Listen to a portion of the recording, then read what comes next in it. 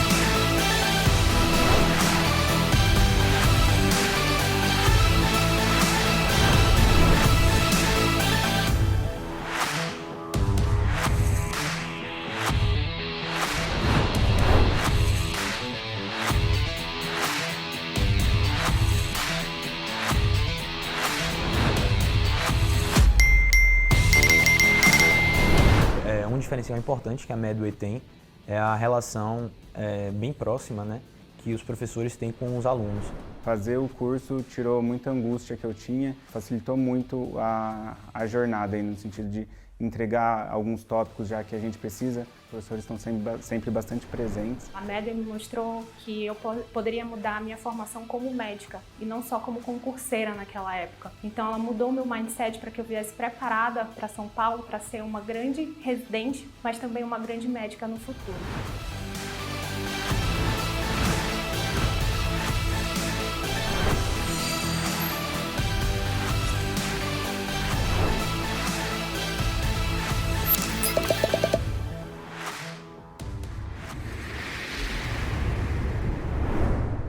Olá, pessoal! Sejam muito bem-vindos à nossa cobertura de provas.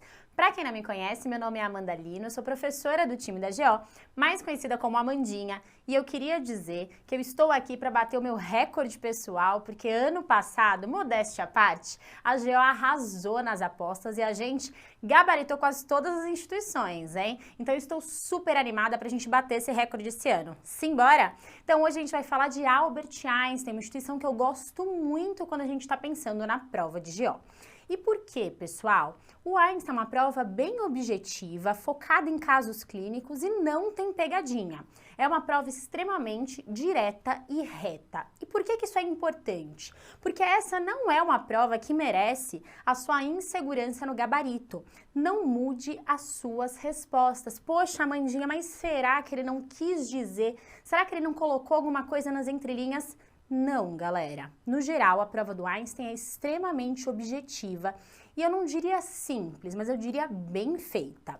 E aqui vocês vão ver que o internato não atrapalhou o seu estudo. Eu costumo dizer que chega nessa reta final, a gente tem uma sensação de que o internato está atrapalhando a gente de estudar. Todo mundo já passou por isso. Você vai para o internato pensando, meu Deus, tem um monte de apostila para ler, um monte de exercício para fazer, o internato está me atrapalhando. Mas na prova do Einstein, vocês vão ver como isso não é uma verdade. O Einstein vai te colocar muitas situações do dia a dia que dificilmente você vai ter estudado de forma individualizada individualizada, mas você provavelmente vai lembrar que um dia já viveu essa situação e você vai ter que usar o bom senso. E além disso, eles têm uma grande predileção por urgências e vocês vão ver isso dentro das nossas apostas. Então, o que vale a pena lembrar para a prova do Einstein, né? Levar aí de revisão? Sangramento da segunda metade da gestação, a gente vai destrinchar um pouquinho esse assunto. O bom e velho, né, sangramento uterino anormal, aí lembrar do nosso Palme Cohen. Questões de contracepção são extremamente recorrentes. E dentro, né, do que eu falei para vocês de urgência, hemorragia puerperal é o carro-chefe do Einstein. E além disso, eles gostam bastante de tumor de colo uterino. E quem já é nosso aluno aqui sabe que essa aula tem uma boa e velha dancinha para te ajudar a guardar o estadiamento. Então, simbora começar sangramento da segunda metade da gestação. Quais os diagnósticos que a gente tem englobados dentro dessa definição, né, pessoal? Quando a gente pensa em sangramento da segunda metade, tem que vir na sua cabeça DPP, placenta prévia. Esses dois diagnósticos vão sempre ser colocados em paralelo. A ideia do examinador é que você consiga reconhecer, será que eu tô falando de um DPP? Será que eu tô falando de uma placenta prévia?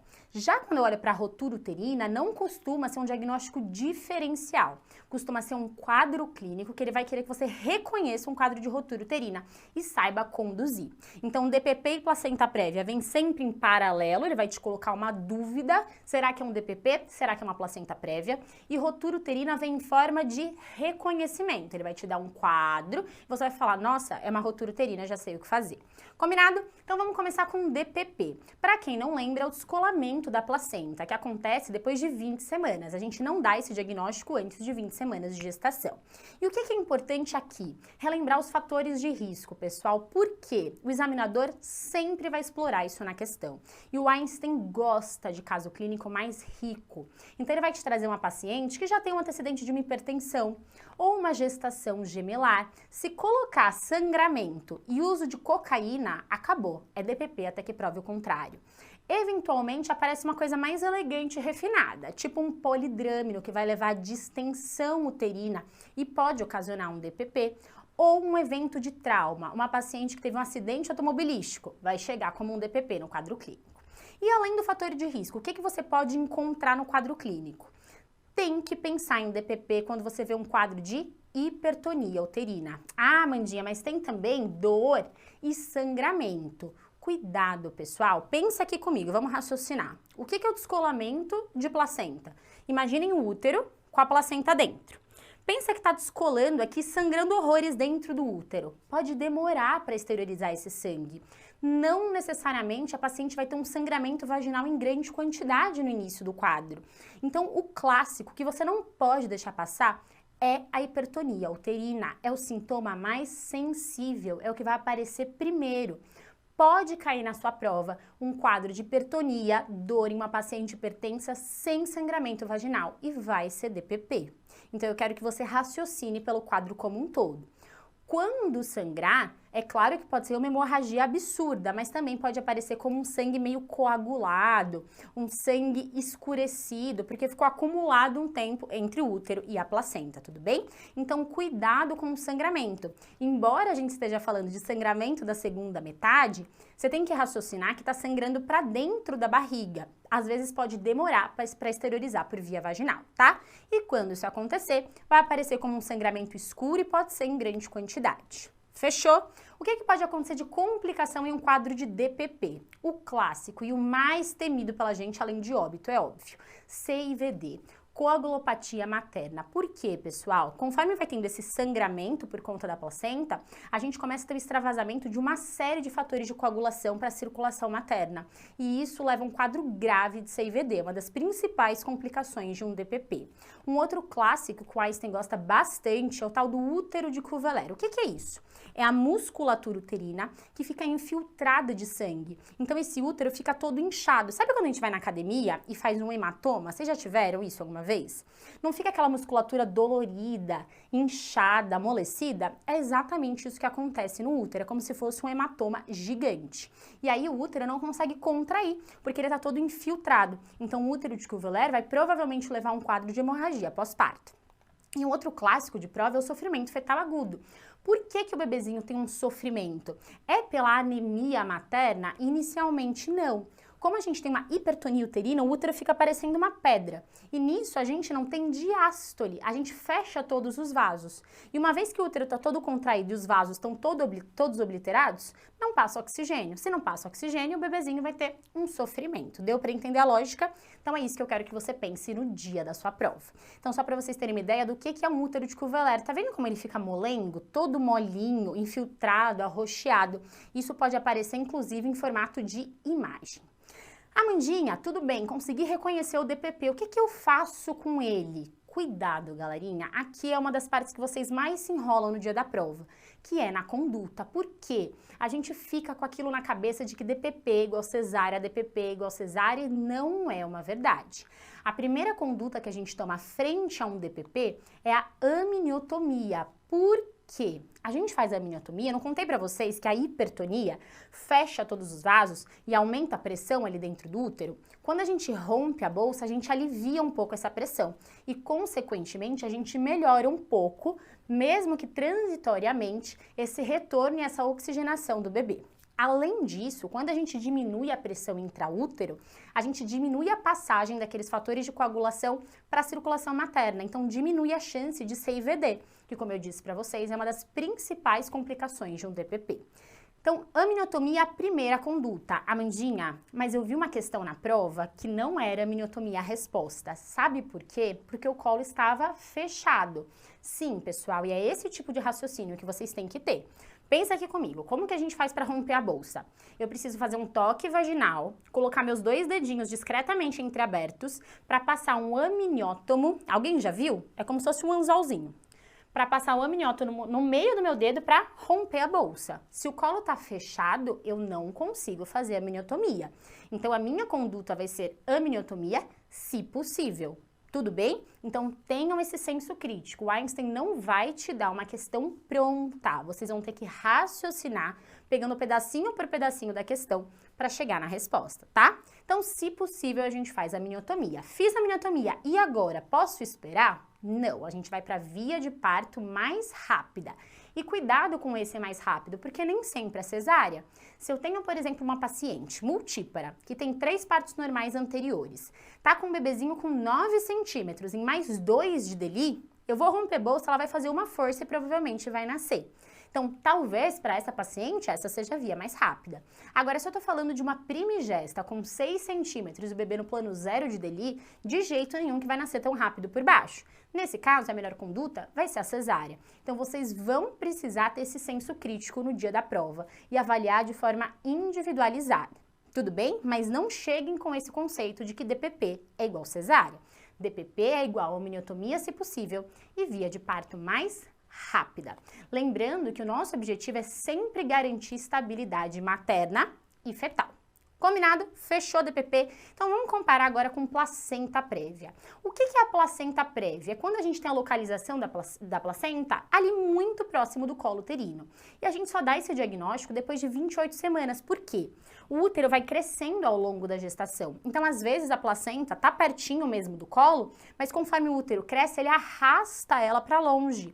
Então, se a gente dá esse diagnóstico muito cedo, a gente faz um overdiagnosis. Isso é muito ruim pensando em conduta para paciente. Então, a gente só vai pensar nesse diagnóstico depois de 28 semanas. E agora, prestem atenção no quadro clínico. Olha que diferente. Aqui, diferentemente do DPP, o sangramento é o clássico, mas é um sangramento indolor que acontece do nada. A paciente está lá lavando uma louça e fala, nossa, sangrei. E ela sangra bem pouquinho a primeira vez, nem vai procurar um médico. Fala, nossa, tive um sangramento pequeno, passou. 3 semanas, um sangramento um pouquinho maior. Depois, uma hemorragia. Então, é um sangramento progressivo e reincidente. Pensando em exame físico, essa paciente não vai ter hipertonia e não vai ter sofrimento fetal agudo. Quando o bebezinho, num quadro de placenta prévia, chega a ter sofrimento, é realmente pela anemia materna. Essa paciente tem que sangrar muito, tem que ser uma coisa mais evoluída. Então, inicialmente, eu não espero encontrar sofrimento fetal agudo e nem hipertonia uterina. Tranquilo até aqui, certo? Perceberam as diferenças quando eu falo de uma placenta prévia para um DPP? Isso é importante, pessoal. O examinador vai colocar um quadro clínico discretamente duvidoso e você vai ter que saber raciocinar. E a resposta estará no quadro clínico. Tudo bem? Tranquilo até aqui? Então levem do DPP hipertonia e sofrimento e levem da placenta prévia um sangramento indolor, imotivado e reincidente, sem esses fatores que a gente encontra lá no DPP. E como eu trato uma placenta prévia? Aqui é bem polêmico e dificilmente o examinador vai te colocar na berlinda. Ele vai colocar algo muito bem estabelecido. Então, quando eu estou diante de uma gestação de termo, ou seja, depois de 37 semanas, não tem discussão. A conduta é a interrupção da gestação. Eu costumo dizer que na obstetrícia a gente vive numa balança. O que é essa balança? Você tem que colocar na balança o quanto é bom para o bebê ficar dentro do útero e o quanto é mais seguro ficar fora do útero. E aí, cada caso você vai colocar na balança. Na placenta prévia, quando chegou em 37 semanas, o risco de sangramento é muito grande. Então, é muito melhor você resolver a gestação do que deixar o bebezinho dentro do útero. E aqui, vamos raciocinar juntos? Se eu tô te falando que o problema é que a placenta tá em cima do colo, tá obstruindo o colo do útero, será que dá para nascer por via baixa, por parto normal? Não, pessoal. Então, de forma geral, existem exceções, mas não cabe aqui para vocês. De forma geral, placenta prévia, a conduta é parto cesáreo, tudo bem? Amandinha, mas e se eu tenho um bebê prematuro? Poxa, você falou que o bebê de termo não tem discussão, a gente vai resolver a gestação, entendi. Mas e o bebê prematuro? Aqui vocês vão precisar individualizar. Por quê, pessoal? Se eu faço o diagnóstico de placenta prévia ao longo do pré-natal e essa paciente não tem sangramento ou teve um episódio de sangramento em pequena quantidade e nesse momento ela está assintomática, eu posso tentar levar até 36, 37 semanas de gestação. Agora, mesmo se prematura, ela tem um sangramento super intenso, uma hemorragia, aí não tenho o que fazer, eu tenho que interromper a gestação. Agora, o meio do caminho é o problema. E se é aquela paciente que sangrou um pouquinho? Aí depois ela sangrou mais um pouquinho. Não é o suficiente para ser uma super hemorragia eu ter que resolver na hora, mas também não é assintomático para eu levar até 37 semanas. Nesses casos, pessoal, que é duvidoso, aquela paciente com 33 semanas, que está no segundo episódio de sangramento, eu vou internar, vou fazer corticoide e vou observar. Reincidir o sangramento, não tem porquê. A nossa balança começa a pender para tirar o bebê da barriga. Tudo bem? Então, possivelmente, se aparecer conduta na placenta prévia, o examinador vai colocar uma coisa clássica, ou um termo para você resolver a gestação, ou um sangramento em grande quantidade para você interromper, ou um assintomático para você tentar levar até próximo do termo. Tranquilo? Certo até aqui? Então, simbora falar da rotura uterina. Como eu disse para vocês, a rotura uterina não costuma aparecer como um diferencial, porque é muito diferente o quadro clínico. Aqui a ideia do examinador é que você reconheça que está chegando um quadro de rotura uterina, que é a famosa iminência. É isso que o Einstein mais gosta. Como assim, Amandinha? Por que um útero rompe, gente? O útero rompe, ele é um músculo, por alguma fragilidade. E essa fragilidade pode aparecer quando a gente teve uma cesárea anterior, quando a gente abriu o útero por algum motivo para tirar um mioma intramural, por exemplo. Então, toda paciente com uma fragilidade uterina tem mais risco de romper o útero, tudo bem? E vocês vão ver ao longo dessa explicação que tem alguns sinais que me mostram que isso tá para acontecer. E essa é a melhor hora para a gente intervir. Então, a rotura uterina, ela acontece geralmente durante o próprio trabalho de parto, em que o útero está se esforçando, né? Ou depois de um trauma grave, tá? E a cicatriz uterina prévia é um dos principais fatores de risco. Então, tem que se ligar quando na questão está escrito que a paciente tem uma cesárea anterior. E embora seja uma causa bem rara de sangramento, é uma causa muito importante de morte materna fetal. Então, é por isso que o Einstein gosta de colocar para vocês. Porque é raro, mas se acontece, você precisa saber intervir para não perder a mãe e o bebê. E como que é o quadro clínico da rotura uterina? Então, vamos lá. A gente precisa dividir um momento pré-rotura e quando rompe mesmo o útero. Vamos falar primeiro do pré-rotura, que é a iminência de rotura uterina. Aqui, pessoal, a gente tem um sinal muito clássico, que cai ano sim e ano também, que é o sinal da ampulheta. Prestem atenção nessa imagem. Vocês conseguem ver que aqui eu tenho útero até essa região? Dá pra ver uma divisão bem fácil aqui, né? Tá bem dividido. Imaginem o que tá acontecendo. O útero tá contraindo lá no trabalho de parto e tem uma área de fragilidade, perto, provavelmente, de onde a gente fez a ressecção, né? A secção da cicatriz anterior. Então, esse local de fragilidade, o útero começa a fazer força e ele começa a querer romper. Então, esse sinal da ampulheta é um sinal super clássico de iminência de rotura. E prestem atenção, porque o Einstein gosta de pegar vocês nessa pegadinha. Ele coloca lá, o sinal da ampulheta é um sinal clássico de rotura uterina. Tá errado. O sinal da ampulheta é um sinal clássico de iminência de rotura. E eu não contei para vocês que geralmente isso acontece durante o trabalho de parto? Então, se ele te der lá um caso clínico, falando que a paciente tem uma cesárea anterior, que ela está em trabalho de parto, está com muita dor e que você foi avaliar no exame físico e tem essa imagem, você precisa se atentar a um detalhe. Se essa paciente estiver usando ocitocina para ajudar nas contrações, você tem que suspender. Por quê? Isso está fazendo o útero trabalhar mais, ele vai romper a qualquer momento. Desligar ocitocina, não é diminuir, é suspender e cesárea de urgência. Então, cuidado, porque às vezes tem lá na alternativa, a sua primeira conduta é suspender ocitocina e depois cesárea de urgência. Então, já vi questão abordada dessa forma iminência de rotura e vocês perderem o pontinho porque vão direto para cesárea. A gente suspende a ocitocina e aí corre para cesárea. Tudo bem? Porque senão a gente tem um risco do útero romper nesse meio do caminho, certo? Amandinha, peguei a iminência, mas e a rotura confirmada? Qual que é a diferença? Pessoal, espero que vocês nunca tenham a oportunidade de ver um quadro de rotura uterina, porque é desesperador. O que acontece? Aqui na iminência da rotura, a paciente está com muita dor. Muita dor, muita dor, muita dor. Ela fala, doutor, tô com muita dor, muita dor, muita dor. De repente, para. De repente ela fala, nossa, parou a dor. Só que isso dura 2 segundos. Ela sai daquele quadro de dor lancinante, passa para uma parada completa da dor e aí rapidamente ela choca. Choca pelo sangramento, a apresentação sobe porque o útero rompeu. O bebê cai na barriga literalmente e ela entra numa instabilidade hemodinâmica. A gente tem um sofrimento fetal agudo e começa a sentir o bebê na barriga. Você começa a ver o bebezinho assim, ó, navegando pelo abdômen, é desesperador. E a conduta aqui, galera, é laparotomia de urgência com risco altíssimo de óbito materno-fetal. Então percebam, qual que é o lance do Einstein? Eles não querem tanto que vocês saibam a rotura confirmada, eles querem que você saiba agir na iminência de rotura, para nada disso aqui acontecer. Rotura uterina é um quadro muito grave, pra gente no intraoperatório é muito difícil, geralmente o útero está completamente degolado, a gente tem que fazer uma histeria de urgência, o bebezinho muitas vezes vai a óbito, é um sangramento absurdo, então a gente não quer chegar na rotura, a gente precisa saber reconhecer a iminência para intervir na hora certa. Tranquilo o sangramento da segunda metade? Então vamos falar um pouquinho agora de sangramento uterino anormal. Só queria fazer um comentário rápido, vocês devem conhecer o Anuar, nosso professor da clínica médica, e ele sempre fala assim, Amandinha, eu acho muito injusto, sabe? Porque você dá aula de apostas para os meninos e fala que vai cair sangramento, e você sempre acerta, porque na GO só tem sangramento. E pior que é uma verdade, né? Eu vou dar aula de sangramento da segunda metade, sangramento uterino anormal e hemorragia pós-parto. Mas tudo bem, gente, não vamos tirar o valor da GO que tem acertado tudo, tá? Sangramento uterino anormal. O que é o tal do Palmi-Cohen? É uma divisão que a gente faz, né, um miromônico, para ajudar a gente a guardar as etiologias do sangramento uterino anormal. O Palmi são as causas estruturais, então pólipo, adenomiose, leiomioma e as malignidades.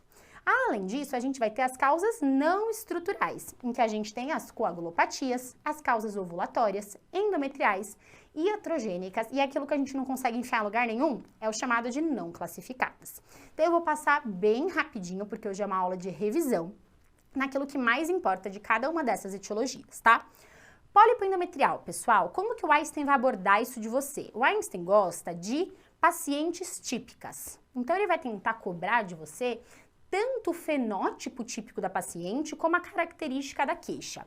Então, como que é uma paciente com pólipo? Geralmente ela é assintomática. Então, como que você acha um pólipo? Uma paciente na pós-menopausa que você fez um ultrassom e encontrou uma bolinha ou um espessamento dentro do útero. Esse é o clássico do pólipo endometrial.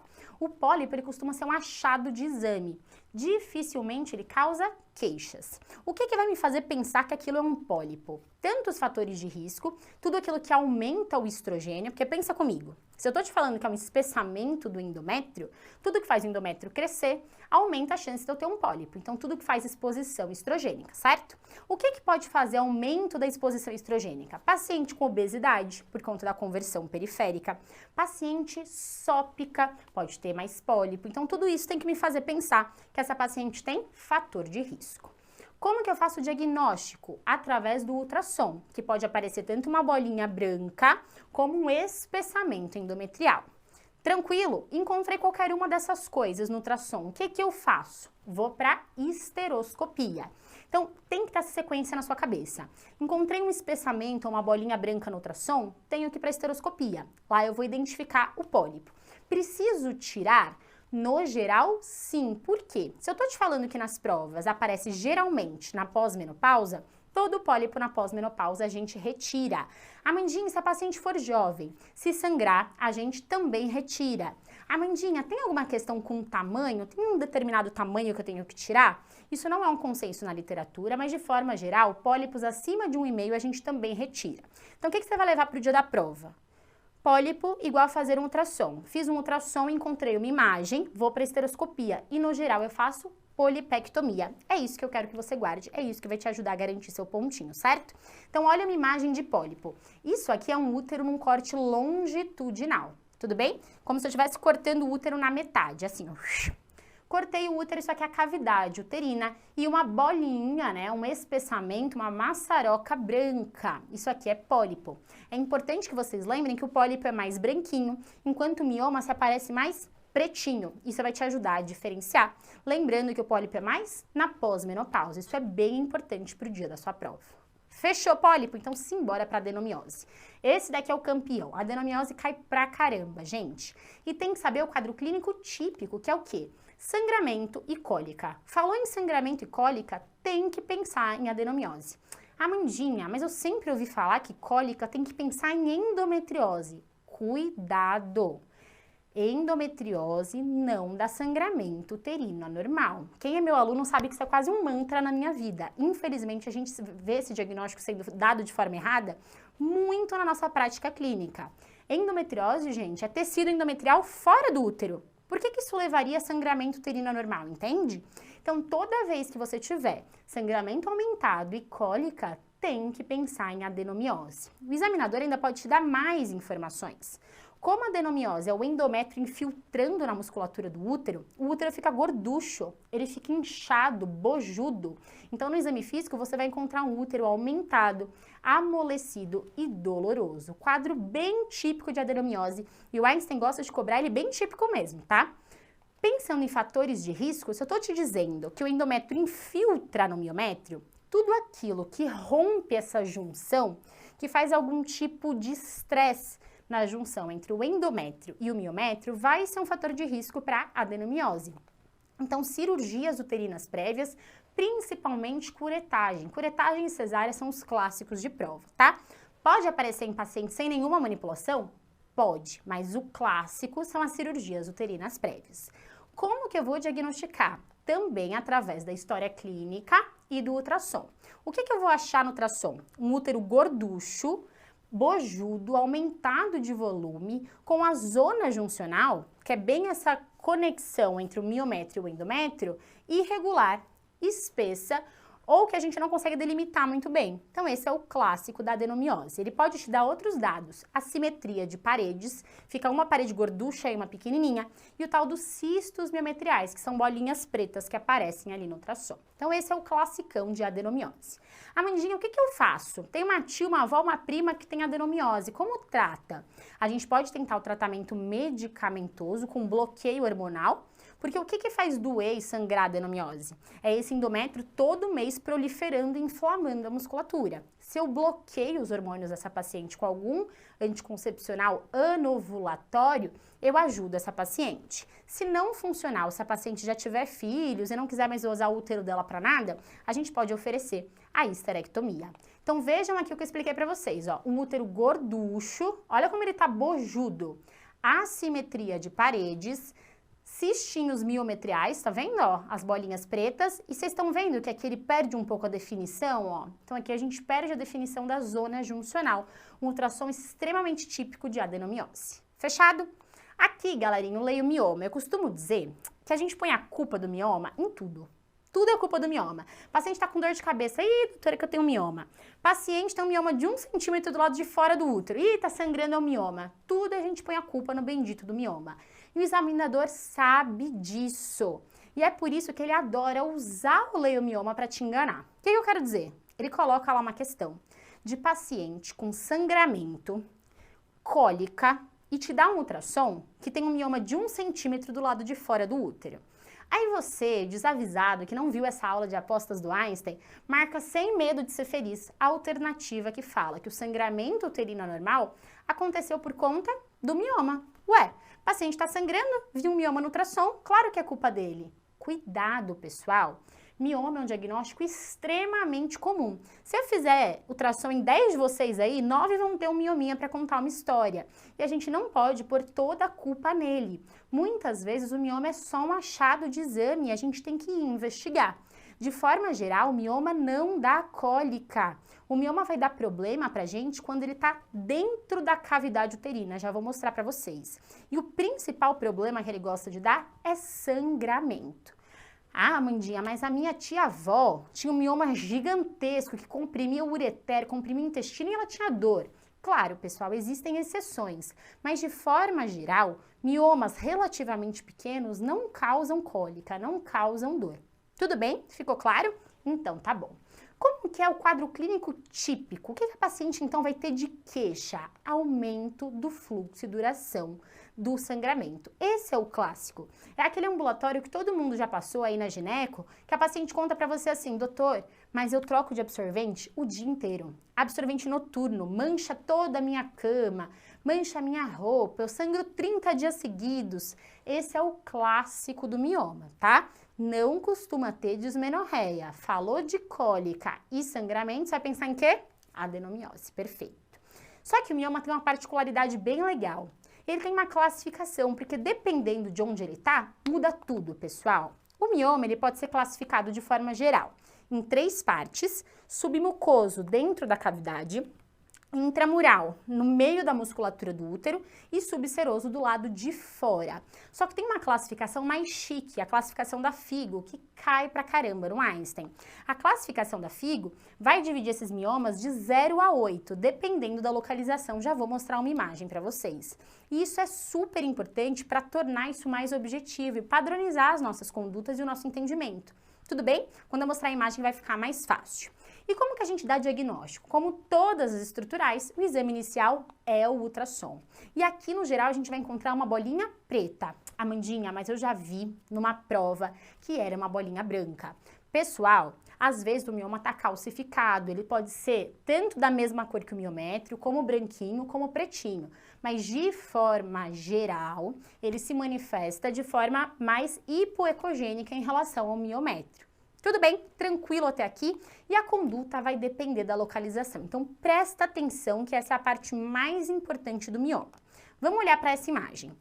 Lembra que eu falei para vocês que a classificação vai de 0 a 8? Amandinha, cadê o 8? Só tem 7. O 8, pessoal, é o mioma parasita que a gente chama. Ele fica fora do útero. Então, a gente nem coloca, eu só coloquei lá para vocês saberem que existe, tá? Mas quando a gente está falando das localizações uterinas, é de 0 a 7. O 8 é parasita. Ele mora do lado de fora e pode estar em qualquer lugar. Tudo bem? Então vamos lá, qual que é a lógica aqui? Presta atenção. O que o pessoal da FIGO tentou fazer para te ajudar? Eu sei que não ajudou muito, mas a ideia era boa. A ideia de dividir por números é você saber da conduta de acordo com a localização. Então pensa aqui comigo. O mioma 0 e o mioma 1, FIGO 0 e FIGO 1, estão dentro da cavidade, certo? Mioma 0, 1 e 2 são os que causam bastante sangramento. É esse que você vai pôr a culpa nele. O paciente chegou para você e falou, doutor, eu sangro muito. Você faz um ultrassom e encontra um mioma FIGO 0, FIGO 1 ou FIGO 2. Pode pôr a culpa nele, sem medo de ser feliz. Provavelmente é ele que está causando o sangramento. Ele está na cavidade uterina. Nesses casos, a gente tira esses miomas. E como que a gente tira? De forma geral, por histeroscopia. Eu entro com uma câmera aqui pelo colo do útero, eu entro com as pinças e faço a ressecção desses miomas. Tudo bem? Perfeito. Amandinha, o mioma 3, FIGO 3, pode dar problema? Pode, porque embora ele esteja no meio da musculatura, ele encosta no endométrio. Então esse dá pra gente pôr um pouco a culpa nele. Agora o 4, o 5, o 6 e o 7 aparecem só para te enganar, pessoal. A não ser que eles sejam enormes e comprimam alguma coisa dentro do abdômen, eles não costumam dar problema. Então, FIGO 4, FIGO 5, FIGO 6 e FIGO 7, a gente não costuma mexer, a não ser quando eles são muito grandes. Tudo bem? Então, tomem cuidado com essa informação. FIGO 0, 1 e 2, de forma geral, a gente vai ressecar se a paciente tiver sintomas. Preferencialmente por via histeroscópica. Às vezes o 2 é difícil de tirar e a gente precisa às vezes fazer por via aberta, mas de forma geral a gente consegue tirar por dentro, tá? Pensem sempre comigo que a gente quer fazer uma cirurgia menos invasiva para essa paciente. Amandinha, essa paciente quer engravidar, tenho que tirar? Se for 0, 1 e 2, sim. Amandinha, essa paciente sangra, 0, 1 e 2, sim, preferencialmente por via histeroscópica, certo? Tranquilo até aqui? Agora, se te aparecer um miominha de 1 centímetro, figo 4, deixa ele lá, acompanha. Eu falo para as pacientes que a gente morre com mioma, mas não morre de mioma. Então, não se deixem ser enganados na questão de ver um quadro lá, dismenorreia, cólica, e ele te dá um mioma de 1 centímetro, figo 4, e você marca que a culpa é do mioma? Não é. Provavelmente é uma adenomiose e o mioma é só um achado de exame. Pegou? Então tá bom. Vamos para a malignidade agora. O que você tem que saber aqui, pessoal? Qual que é a ideia da gente colocar a malignidade no diagnóstico de sangramento uterino anormal? Às vezes a paciente chega sangrando no pronto-socorro e você fala, ai, deve ser um mioma. Como eu falei, tudo é culpa do mioma. E quando você faz o exame físico especular, você encontra um brocotoma no colo do útero. Às vezes a paciente tem um câncer avançado e nunca ninguém examinou. Então é obrigatório a gente fazer um exame especular pensando nesse diagnóstico. E aí é claro, né, a paciente fala que já fez um Papa Nicolau, uma colposcopia, uma biópsia com diagnóstico de câncer, não tem nem dúvida. Mas a ideia aqui é que vocês não esqueçam do exame físico.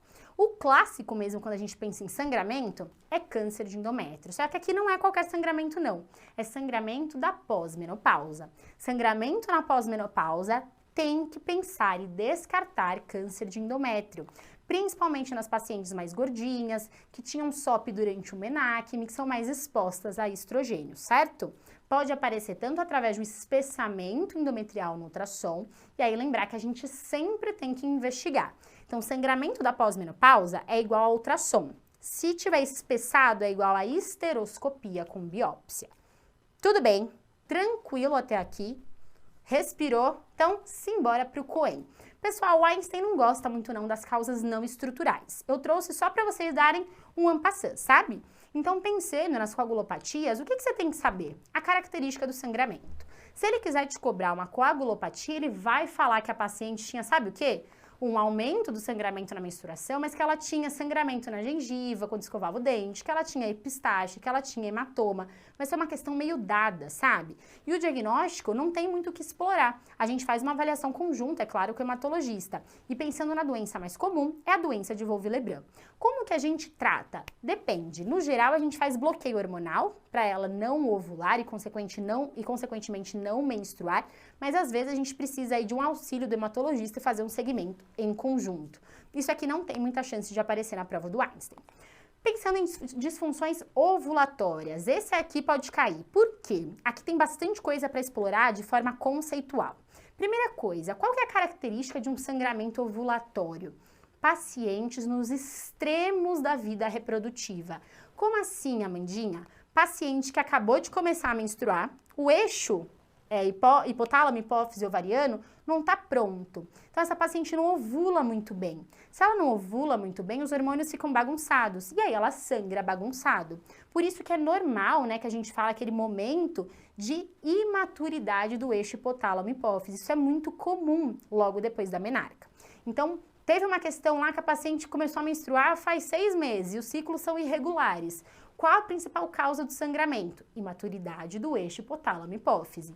E isso também acontece no fim da vida reprodutiva. Os hormônios começam a acabar, né? A paciente não ovula mais todo mês, estão acabando, né? Os óvulos, está acabando a reserva ovariana. Então, ela também pode ter uma disfunção ovulatória. Então, pensando aqui nas causas, principalmente uma imaturidade desse eixo e a perimenopausa. Qual outra causa bem clássica, né, de disfunção ovulatória? A SOP, pessoal. Na síndrome dos ovários policísticos, a paciente não consegue ovular. Se ela não ovula, ela não produz progesterona. E aí a gente tem um desbalanço do endométrio, né? Ele prolifera, nunca estabiliza. E aí, eventualmente, ele sangra pra caramba. É uma disfunção ovulatória. Como que a gente dá o diagnóstico? Principalmente pela história clínica. Exames hormonais podem me ajudar? Pode, mas classicamente vai ser pela história clínica. E a conduta vai depender. Posso lançar mão de um anti-inflamatório, posso lançar mão de um método de bloqueio, posso até precisar de um antifibrinolítico, vai depender muito de cada caso, o examinador não tem como cobrar isso de vocês como uma conduta específica, tá? Pensando aí nas causas endometriais, isso aqui é menor chance de cair, pessoal. São alterações endometriais que nem a gente sabe direito o que é, sabe? Pode ser inflamação, pode ser infeccioso, mas são alterações moleculares do endométrio. Difícil diagnóstico, sem chance de aparecer. Pensando em causas iatrogênicas, aqui pode cair, porque o que entra em causa iatrogênica? Métodos anticoncepcionais, principalmente os DIUs, progestágenos isolados, e até mesmo anticoagulante. Então, às vezes, a paciente está sangrando porque ela está anticoagulada fora da faixa. Ou, às vezes, ela está com aquele sangramento clássico, né, que é o spotting, os famosos escapes usando DIU. Então, isso é bem clássico, pode aparecer na sua prova. E as causas não especificadas, o Nzinho do Palme-Cohen? Aqui, pessoal, entra tudo que a gente não consegue encaixar em lugar nenhum. Então, tipo, malformações arteriovenosas, entra aqui. Praticamente não cai nas provas, às vezes aparece assim, o que significa o N do Palme-Cohen? É o máximo que eu já vi aparecer em provas grandes, então não é algo para vocês se preocuparem, tá? Finalizamos Palme-Cohen, simbora para a contracepção. O que vocês têm que saber de contracepção? Principalmente LARCs. Amandinha, o que é LARC? Nunca ouvi falar. Pessoal, os LARCs são os métodos de longação reversíveis. O que isso quer dizer? É um método que não depende da paciente, lembra dele, e que dura bastante tempo, mas que a partir do momento que ela quer engravidar, ele é reversível. Quem que está englobado nesses métodos? Os dispositivos intrauterinos, tanto de hormonal como não hormonal, e o Implanon, implante subdérmico de etonorgestrel. Cuidado que Implanon não é chip, tudo bem? Muita gente me mandando mensagem confundindo isso. O Implanon, pessoal, é um método anticoncepcional reconhecido pela Anvisa de progestágeno isolado, que é um implante anticoncepcional. Não tem nada a ver com aqueles chips que o pessoal coloca um monte de hormônio dentro. Tranquilo até aqui? Então tá bom. Quando que a gente vai indicar um LARC? E aqui é o grande pulo do gato. É isso que vai cair na sua prova. Adolescentes é uma das principais indicações de LARC. E é aqui que o examinador te pega. Por quê? Ele coloca lá uma questão de uma adolescente que quer colocar um DIU, mas ele bota na alternativa que não pode. Colocar DIU em paciente nuligesta, em paciente jovem. E isso é uma grande besteira, isso é um grande mito. A população adolescente se beneficia muito desses métodos. Por quê? Você acha que uma menina de 15, 16 anos tem facilidade de lembrar de tomar a pílula? Não tem, gente. A população adolescente é a que mais esquece esses métodos, como, por exemplo, pílula anticoncepcional. E aí a gente vai para um cenário de altas taxas de gestação indesejada. Então, pensando nisso, o LARC é uma estratégia, é recomendado para pacientes adolescentes. Tudo bem? Então, tomem cuidado com isso no dia da prova. Um outro público que se beneficia bastante desse tipo de contraceptivo é a população mais vulnerável, como, por exemplo, usuários de drogas, morador de rua. Então, essa população se beneficia bastante de métodos que não dependam da sua adesão e que durem bastante tempo, tá? E, claro, aquela paciente que já fala pra você, doutor, tenho dificuldade de lembrar de tomar qualquer remédio, não me adapto à injeção. E aí você já tem que pensar nos LARCs, tudo bem? E lembrar que o principal benefício é que independe de como a paciente usa, ele vai funcionar da mesma forma. Tranquilo? Então é isso que pode aparecer de LARC na sua prova. E tome cuidado para não cair na pegadinha da adolescente nuligesta, pode sim usar. Tranquilo até aqui? Então vamos falar dos métodos anovulatórios. Por que eu trouxe, dividido como métodos anovulatórios? Quando a gente fala de contracepção, a gente pode dividir de vários jeitos. Poderia dividir métodos só de progesterona, métodos combinados, métodos injetáveis, mas o examinador gosta de cobrar de um jeito diferente. Ele gosta de cobrar através das queixas das pacientes. O que eu quero dizer?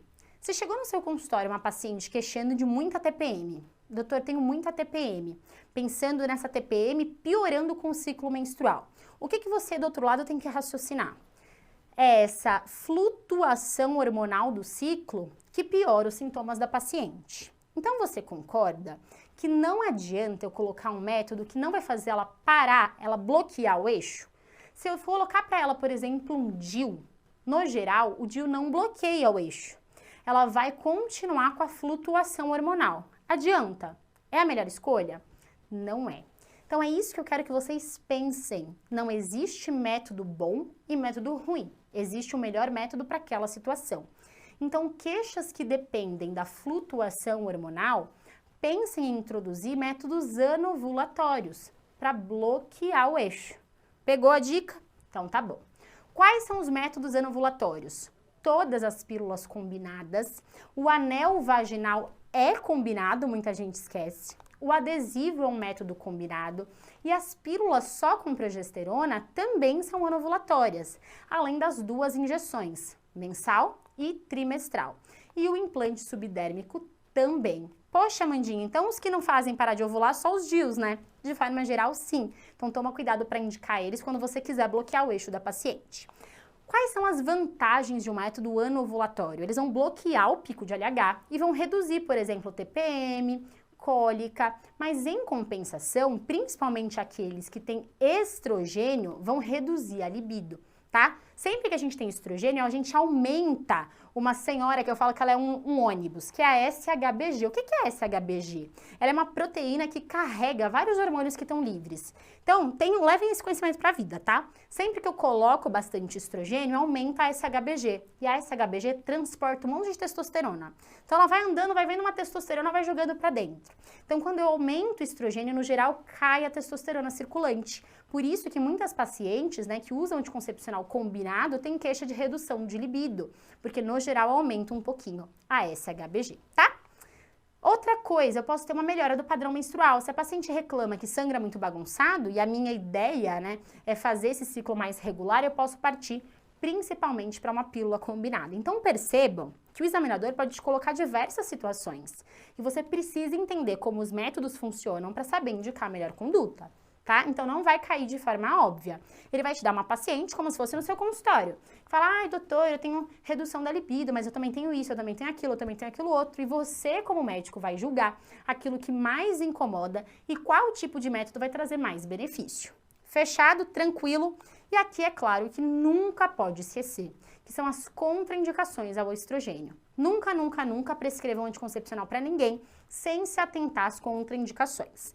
Aqui eu coloquei aquelas que são categoria 4, que é aquela que não é para prescrever de jeito nenhum.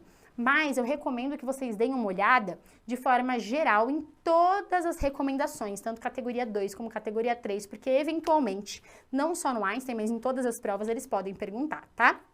O que categoria 4 não pode prescrever de jeito nenhum? Paciente com hipertensão arterial descompensada ou mesmo com doença cardiovascular. Aquelas que têm muito risco cardiovascular, paciente com enxaqueca com aura, paciente com doença cardíaca valvular, nada disso pode. E mesmo aquelas com muito fator de risco associado, paciente maior que 35 anos, que fuma mais 15 cigarros por dia, evitem ao máximo o uso de estrogênio, pessoal. E lembrar que câncer de mama não pode nenhum hormônio, nem estrogênio, nem progesterona. Não pode DIU em paciente com câncer de mama, DIU hormonal. Tomem cuidado, tá? Além disso, cirrose não pode, paciente, né, amamentando antes de 6 semanas, cirurgia de grande porte pelo risco de trombose, diabetes descompensado, trombofilia, lúpus, nada disso pode. No geral, são coisas que a gente já ia ficar com medo de prescrever, mas é legal vocês darem uma olhada para já fixar na cabeça meio que uma memória fotográfica, sabe? E, obviamente, TVP e TEP atual ou prévio não pode pelo risco tromboembólico. Fechado? Eu acho que a gente falou tudo de contracepção que pode aparecer na sua prova. Simbora para a hemorragia puerperal. O que eu quero que vocês saibam, galera? Que hemorragia é um tema muito quente. Por quê? O Einstein tem um grande orgulho de ter uma política de hemorragia puerperal zero, vamos dizer assim. Então, eles têm aulas disponíveis no YouTube, eles têm toda uma equipe de treinamento, eles têm um super sistema, né, que eu falo que é o kit hemorragia pós-parto, e eles foram um dos primeiros a investir bastante nesse assunto. Então, cai muito hemorragia puerperal. E além disso, foi tema de uma questão da prova do TEGO esse ano, né, que é o título de especialista de GO. E isso quer dizer, os grandes chefões que fazem todas essas provas de São Paulo são os mesmos que fazem a prova do TEGO. Então você já vê que o cara tá curtindo, sabe, hemorragia puerperal. Caiu um balão de Bacri. Então pode aparecer esse tema na sua prova. Então vamos revisar com calma. Seguinte, primeira coisa é saber o que é uma hemorragia puerperal. É uma perda de mais de 500 ml no parto vaginal ou mais de 1000 ml depois de uma cesárea. Não necessariamente ele vai te dar isso de forma tão clara. Ele pode falar que usou muitas compressas no parto, já é uma coisa para você ficar ligado. Ele pode dar uma paciente hipotensa, uma coisa para você ficar ligado. E ele pode falar que a paciente está chocada. Obviamente, você tem que ficar ligado. E aí, qualquer perda é capaz de causar uma instabilidade hemodinâmica. Então, não se atentem tanto aos números. Olhem o quadro como um todo, tá? E o que é a definição, né, de uma HPP mais maciça, que a gente chama? Quando sangra mais de 2 litros em 24 horas ou quando a paciente precisa transferir 4 unidades de concentrado de hemácias ou mesmo quando eu tenho uma queda muito grande de HB, maior ou igual a 4 pontos. E se ela tiver, por exemplo, uma CIVD, também fecha uma HPP maciça, tá? Então, o que eu quero que vocês guardem de HPP, pessoal? Primeira coisa, já vou passar para vocês a sequência de atendimento, mas vocês têm que ter as etiologias na cabeça, o que pode levar uma paciente a sangrar. Primeira, segunda, terceira, quarta e 10ª coisa, atonia uterina. O que é uma atonia uterina? É um útero que não consegue contrair. Lembra lá do útero de Cuvier, que eu falei que ele não contrai? É uma causa de atonia uterina. Que mais? Tudo que faz o útero distender muito. O útero é um músculo, ele fica cansado. Então, se eu tiver gemelaridade, pode causar atonia. Se eu tiver polidrâmino, pode causar atonia. Se eu tive um trabalho de parto muito prolongado, o útero cansou, pode causar atonia. Então, isso vocês têm que ter na cabeça. Como eu falei, a prova do Einstein não é uma prova pronta, que você vai bater o olho, ele vai perguntar, você vai acertar. Você vai ter que juntar o quebra-cabeça para montar o caso. Tranquilo? Tem mais coisa que pode causar sangramento? Tem. Então, o primeiro T, que a gente fala a regra dos 4 T's, de tônus, que é de atonia. Depois a gente vai ter ali de trauma, lacerações do canal de parto, tecido, que são os restos placentários, e trombina, que são as coagulopatias. Esse aqui quase não cai. Tudo bem? Tem que saber conduta para todos os outros.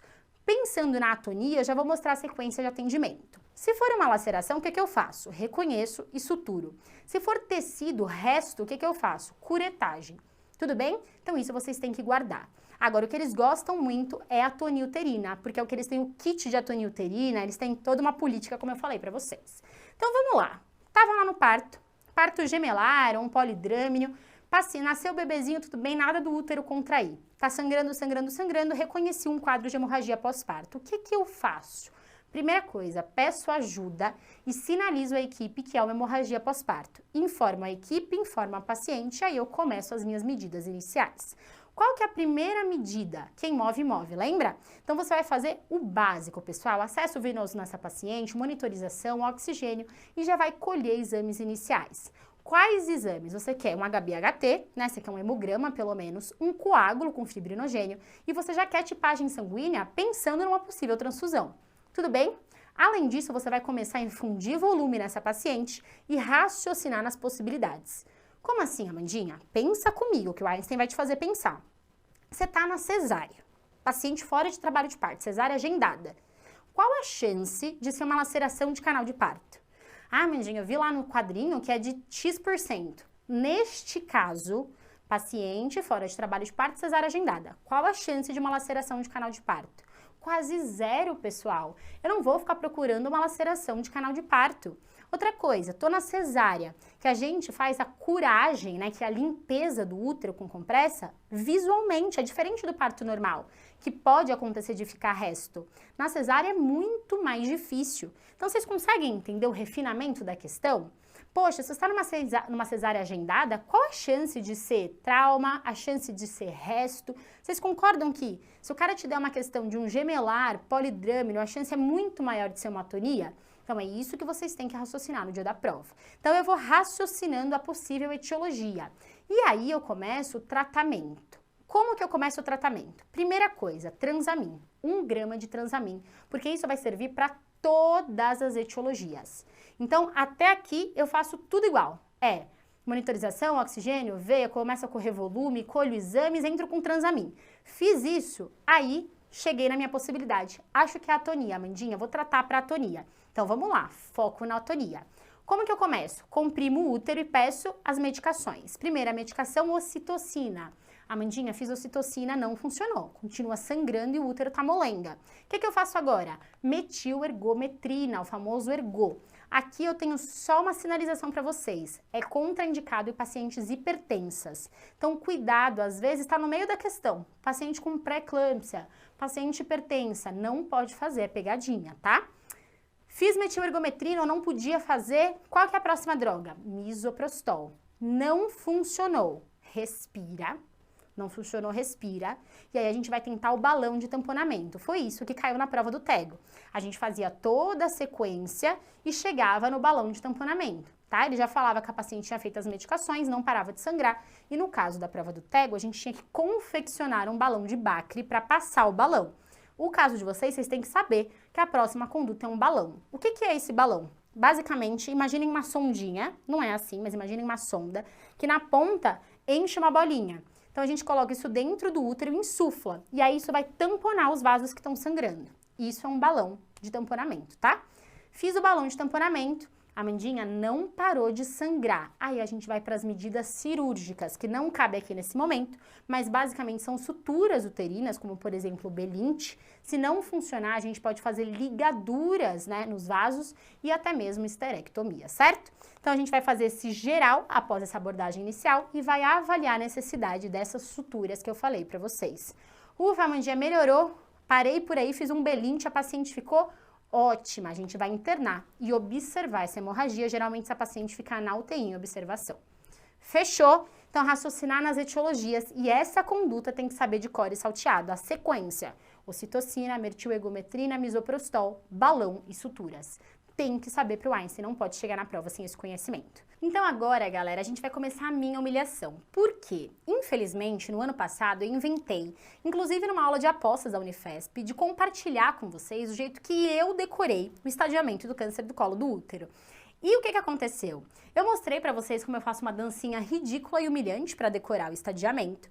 No Apostas da Unifesp, caiu a questão na Unifesp, vocês acertaram. E desde então eu sou obrigada a fazer essa dancinha em todas as aulas que eu dou de tumor de colo uterino. Eu tô inclusive querendo batalhar por fazer o react, sabe? Não dançar mais, colocar um quadradinho aqui com a dancinha prévia e ficar assistindo junto com vocês a minha própria humilhação. Mas sinto que não vai acontecer, então bora começar a falar de tumor de colo uterino. Seguinte, só para relembrar, como que a gente faz o rastreamento? Primeira coisa, lembrar que tumor de colo é igual a HPV, certo? Quem não tem HPV não tem tumor de colo do útero. E quem são os principais responsáveis? O 16 e o 18. Amandinha, mas pode ser o 6 e o 11? O 6 e o 11 causam principalmente o condiloma acuminado. Quando a gente fala de vacinação, o que a gente tem disponível no SUS é a vacina quadrivalente, que protege contra o 6, o 11, o 16 e o 18. E o rastreamento, por enquanto, no SUS, a recomendação é através do Papa Nicolau, que é a citologia oncótica. A gente começa com 28 anos e aí a gente faz anual nos primeiros 2 exames. Se esses primeiros 2 vierem negativos, a gente pode espaçar para uma coleta trienal. E a gente interrompe aos 64 anos, desde que a gente tem os 2 prévios negativos, tá? Agora vamos começar a falar do tumor do colo uterino em si. O que você tem que saber? Precisa saber o estadiamento? Precisa. Amandinha, mas tem que saber detalhadamente? Tem que. Tudo bem? Tem que saber. O Einstein cobra. Então vamos lá, eu vou te dar alguns conceitos que vão te ajudar. Você não vai conseguir decorar 100% do estadiamento, mas a dancinha vai te salvar no dia da prova. Então presta atenção. O primeiro conceito que você precisa ter é que todo tumor estadio 1 é restrito ao órgão. O que eu quero te dizer? Se eu tô falando de um tumor de colo, todo estádio 1 tem que estar só no colo. Amandinha, como que isso me ajuda? Se na questão ele estiver falando assim, ó, paciente com câncer de colo que se estende para paramétrio, qual o estadiamento? Tem lá a opção 1, 1A, 1B, pode ser? Não pode, porque já saiu do colo. Então, só com esse conceito, você geralmente vai conseguir excluir de 1 a 2 alternativas. Então, estádio 1 tem que ser restrito ao colo. Agora, presta atenção, porque eu só vou fazer isso uma vez, hein? Presta atenção e vamos juntos. Tem que falar desse jeito ridículo, senão não dá certo, tá? Então, vamos lá. A Amanda gosta de números ímpares, 3 e 5. Mas, se for maior que 5, ela gosta de número par. Vamos com calma, ó. A Amanda gosta de números ímpares, 3 e 5. 1 a 1 menor que 3, 1 a 2 maior ou igual a 3 e menor que 5. Tudo bem? Mas, se for maior que 5, ela gosta de número par.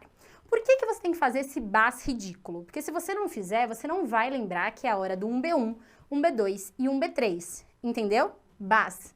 Pegou? Então, 1B1 menor que 2, 1B2 de 2 a 4, 1B3 maior ou igual a 4. Agora, presta atenção, porque é a hora que ele começa a se disseminar. E como que funciona a disseminação do câncer de colo, pessoal? Primeiro, ele vai para baixo, pegando os 2 terços superiores da vagina. Só que ele não vai só para baixo. presta atenção. Ele vai para baixo e tem que fazer a dancinha ridícula do chiclete com banana, senão não dá certo. Então, ele vai para baixo em 2 vezes, bas, ele vai pro lado. Então, ó, para baixo 2 vezes, pro lado. Pegou? Então, 2 a 1 menor que 4, 2 a 2 maior ou igual a 4. Bas, ele foi pro lado, então 2B. Pegou o paramétro, mas sem chegar na parede pélvica. Então, foi para baixo, foi pro lado. O que ele vai fazer de novo? Ir para baixo e ir pro lado. Como? Já pegou os 2 terços superiores da vagina. O que é que falta? O terço distal da vagina. Agora, ele vai para baixo com as 2 mãos e vai pro lado. Entendeu? Pegou? Então, terço distal da vagina, parede pélvica até o ureter vai dar hidronefrose. Então, ó, para baixo, pro lado, para baixo, pro lado. Entendeu? Pegou a dancinha de chiclete com banana? É ridículo, é humilhante, mas vai te salvar no dia da prova. Pegou o linfonodo, você se lascou, é o 3C. E o 4, não precisa nem falar, porque 4 é sempre metástase, pessoal. Então, 4A, invasão de órgãos adjacentes, 4B, invasão de órgãos distantes. Eu sei que você quer a repetição da dancinha agora que você entendeu, mas a dica é, volte e assista lentamente, dance junto que vai dar certo, tá? O que você precisa saber de tumor de colo do útero, então? Seguinte, 1A1, que é aquele menor que 3 milímetros, se eu fizer uma conização, essa paciente está tratada. Agora, do 1A1 para frente até o 2A1, aí a conduta é Vertain-Meigs, que é aquela cirurgia grande que o oncogineco ama.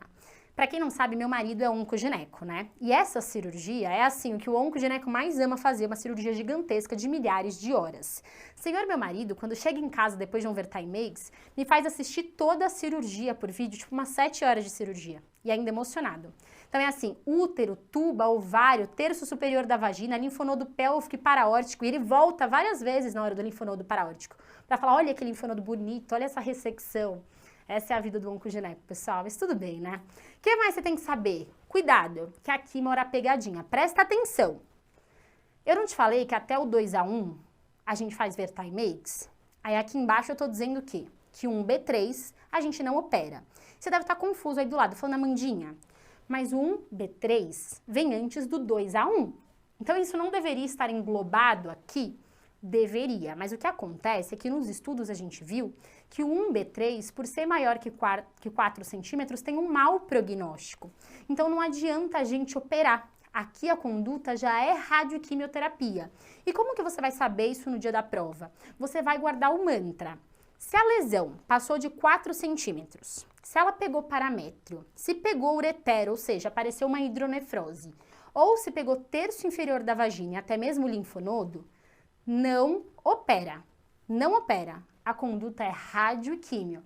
Amandinha, posso operar e também fazer radioquímio? Porque eu quero dar o máximo de chance para a paciente. Não pode. A cirurgia não vai trazer nenhum benefício para essa paciente, só vai agregar morbidade. Então, se na sua prova o examinador te deu uma questão de câncer de colo, é uma lesão de 5 centímetros, exclui todas as condutas de cirurgia. É quimio e rádio. Se pegou paramétrio, não é para operar. Se deu hidronefrose, não é para operar. Terço inferior da vagina não é para operar, muito menos linfonodo. Ficou claro? Espero que tenha te ajudado. Espero que você tenha gostado dessa aula e que a gente juntos consiga bater o recorde da GO e que a gente gabarite as nossas apostas nesse ano, tá? Espero que vocês tenham gostado. Fiquem ligados nas nossas lives. Um beijo, tchau e até a próxima. Tchau!